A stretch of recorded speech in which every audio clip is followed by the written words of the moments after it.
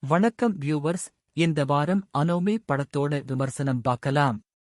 ஒரு தரமான psychological thriller படம் அனோமி. தடயவியல் நிபுணராக வரும் பாவனா தனது தம்பியுடன் வசித்து வருகிறார். இவரது தந்தையும் தாயும் இறந்த பிறகு தனது தம்பி மனநலம் பாதிக்கப்படுகிறார். பலமுறை அவர் தற்கொலைக்கு முயற்சிக்கிறார். இப்படி இருக்கையில் தம்பி ஒருநாள் காணாமல் போய்விடுகிறார். தம்பியை தேடிக் கொண்டிருக்கும்போது அவர் தனது தாய், தந்தை இறந்த இடத்திலேயே தம்பியும் இறந்து கிடப்பதைக் கண்டு அதிர்ச்சியாகிறார். தொடர் கொலைகளை விசாரிக்கும் காவல் அதிகாரி ரஹ்மான் பாவனாவின் தம்பி மரணம் குறித்து விசாரிக்கிறார். மனநலம் பாதிக்கப்பட்ட அவர் தற்கொலை செய்து கொண்டதாக வழக்கை முடித்து வைக்கிறார். தன் தம்பியின் தற்கொலையில் மர்மம் இருப்பதாக நம்பும் தடயவியல் நிபுணர் பாவனா உண்மையை கண்டறிய களமிறங்குகிறார்.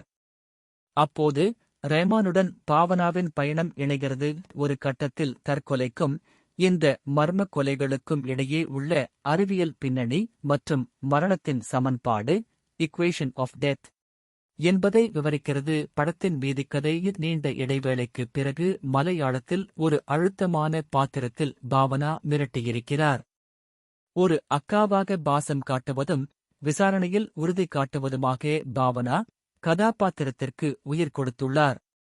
ரஹ்மானின் அனுபவ நடிப்பு திரையில் பிரதிபலிக்கிறது. மலையாள சினிமாவில் சைக்கோ த்ரில்லர் கதையுடன் அறிவியல் புனைவை சைஃபை இணைத்த விதம் ஒரு புதிய முயற்சியை எடுத்திருக்கிறார் இயக்குனர் ரியாஸ் மரத். ஒரு தரமான சைக்காலஜிக்கல் த்ரில்லர் படம். 152 நிமிடங்கள் ஓடும் இந்த படத்தின் இரண்டாம் பாதி சற்று இழுவையாக தெரிகிறது. எடிட்டிங்கில் இன்னும் கவனம் செலுத்தியிருக்கலாம். சுஜித் சாரங்கின் ஒளிப்பதிவு மற்றும் ஹர்ஷவர்தன் ரமேஸ்வரின் பின்னணி இசை படத்திற்கு ஒரு ஹாலிவுட் த்ரில்லர் தரத்தைக் கொடுக்கிறது.